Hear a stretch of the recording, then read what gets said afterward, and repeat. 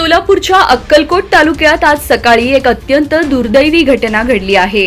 रेवणसिद्ध श्रीमंत बिराजदार वय 27 राहणार बबलाद हा तरुण आपल्या दुचाकीसह नदीच्या पाण्याच्या प्रवाहात वाहून गेला आहे।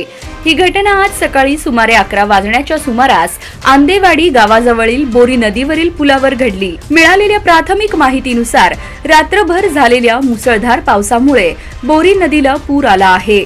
रेवणसिद्ध हा नेहमीप्रमाणे आपल्या दुचाकीवरून कामासाठी दुधनीकडे निघाला होता। आंदेवाडी पुलावरून जात असताना त्याला नदीच्या पाण्याचा वेग आणि खोली याचा अंदाज न आल्यामुळे तो थेट पाण्याच्या प्रवाहात गाडीसह वाहून गेला। घटनेची माहिती मिळताच पोलीस प्रशासन आणि आपत्ती व्यवस्थापन पथक घटनास्थळी दाखल झाले असून सध्या रेवणसिद्ध याच्या शोधासाठी मोठ्या प्रमाणावर शोध मोहीम राबवण्यात येत आहे। या घटनेमुळे परिसरात हळहळ व्यक्त होत आहे।